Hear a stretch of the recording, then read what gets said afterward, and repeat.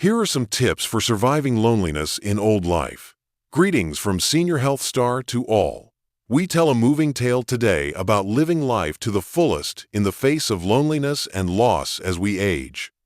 This is the story of 62-year-old Mark Thompson, who had to deal with the difficulties of growing older alone.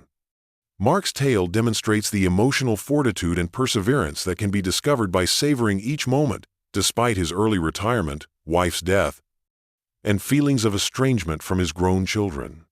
My name is Mark Thompson, and this year I turned 62.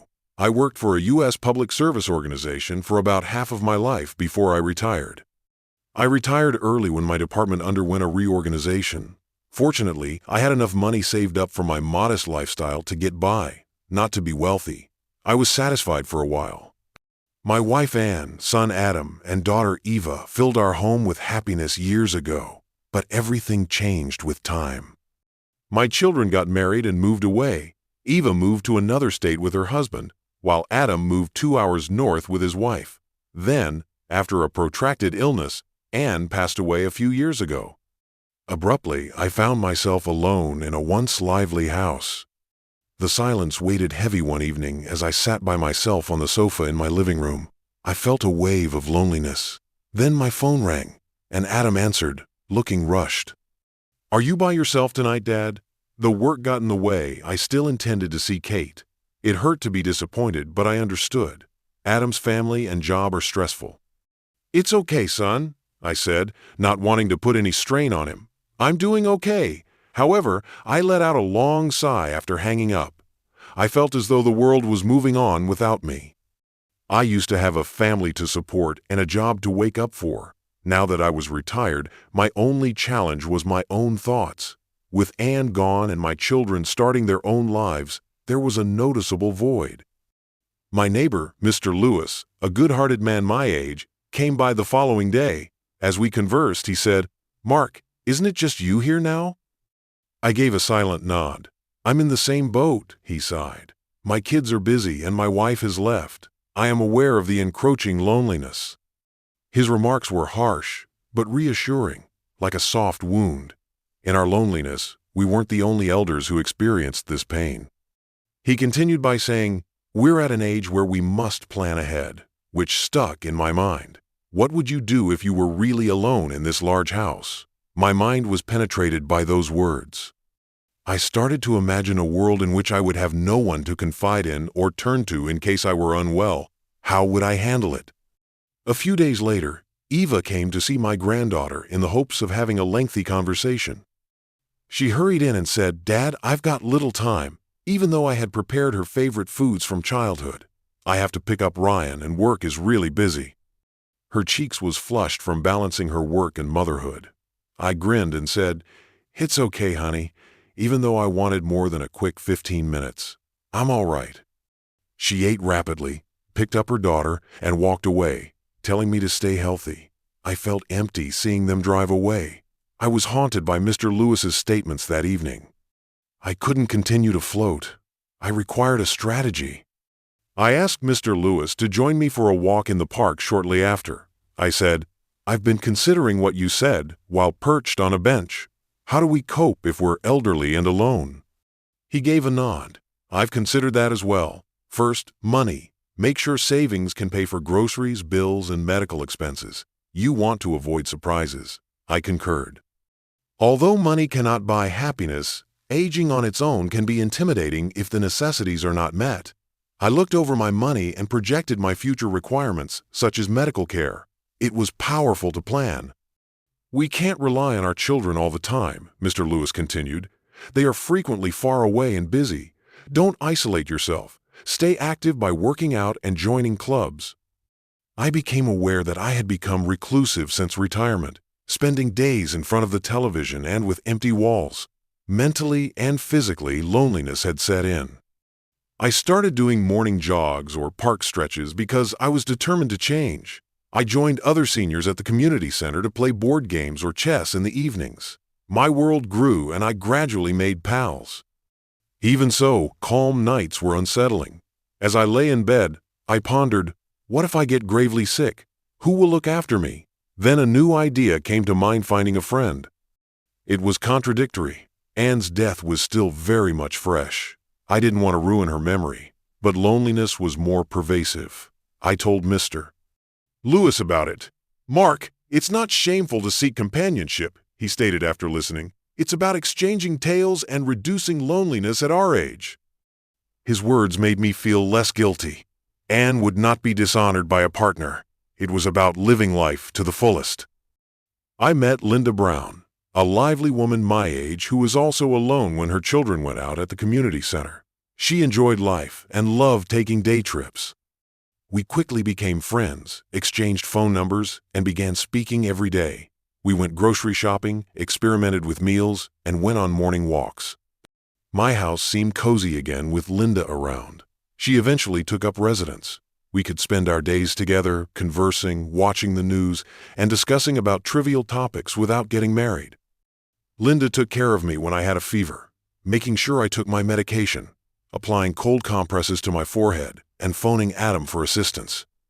Adam remarked, "Dad, why didn't you call sooner?" after noticing her dedication. "Tell me if you're feeling ill." "I didn't want to bother you," I said with a feeble laugh. "Linda has been outstanding." With gratitude, he nodded. The doctor at the hospital stated that relaxation would be plenty. Adam offered his house, but because Linda was aware of my habit, I chose mine. This instance demonstrated the importance of having a supportive friend. Our relationship deepened firm, not flaming, but a soft barrier against isolation. I was at peace. But unexpected things happen in life. One day, Linda received a call from her son asking her to move in with him while he got married. She was torn and concerned about abandoning me. "Linda, it's great," I insisted. "Family is important. Proceed." Tears filled her eyes. "My kids need me. Even though I'm so settled here." I made an effort to grin. "You're a mom. I'll get by." I concealed the fact that I wasn't okay. My heart fell when I dropped her off at the bus stop and watched her get on the bus. Heavy as ever, the silent house reappeared. My routine's neighbors, community center, calls with Adam and Eva were resumed, but there was a gap created by Linda's absence. My kids called frequently after noticing my bad mood, but they were unable to assist due to their distance and responsibilities. A conversation on assisted living at the community center gave rise to an idea. I looked at peer groups, activities, and medical facilities. "Dad, a senior home?" inquired Adam, worried. "Wouldn't it be depressing?" "It's about stability, not sadness," I retorted. "Eva and you can't be here all the time. If something goes wrong, I need company and attention." He hesitated. Then he and Eva came to my aid. I relocated to a quiet assisted living facility with recreational opportunities and gardens. Mr. Vernon, a resident, greeted me, gave me a tour, and introduced me to other chess-loving residents. I was relieved that first night as I looked up at the moonlit sky. I had new friends and workers close by, so I wasn't alone. I became accustomed to dining hall meals, morning Tai Chi, and afternoon board games over the course of 6 months. I assured Adam and Eva that I was happy when they came to visit with their grandchildren. Then I lost my composure when Adam called and said, "Dad, Linda is in a car accident. She is seriously ill and in the intensive care unit." My heart pounded. Memories of Linda flooded back as the drive to the hospital became hazy. Eva and Adam waited tensely. "Her injuries are severe, complicated by age," the doctor said grimly as he emerged. "Be ready for anything." My knees went weak. I took Linda's icy hand as I saw her, pale beneath an oxygen mask. "It's Mark, Linda. Remain with us. Together, we planned our golden years." She recognized me dimly and shed a tear. Eva and Adam watched, both crying. Linda got worse late that evening. I stayed because I thought she might leave. "Mark, live well," she said, her eyes fluttering. The monitors flatlined and her hand went slack. I cried and begged her to come back, but she was gone. The loss of Linda, my bulwark against loneliness, was heartbreaking. Grief muddled weeks. Family and friends tried to console me, but I remained numb.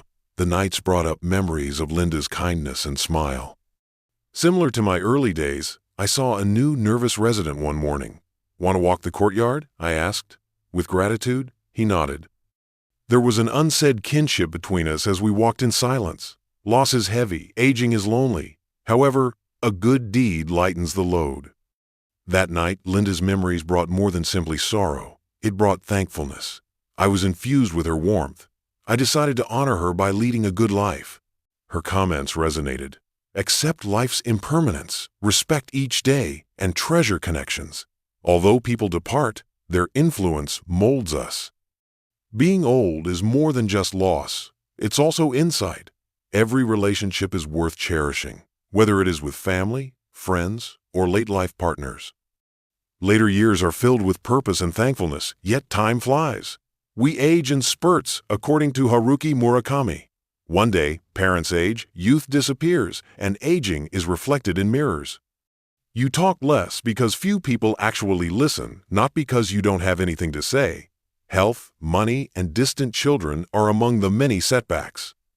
Nonetheless, self-acceptance gives serenity on calm evenings. Your humility, not the approval of others, is what makes you valuable.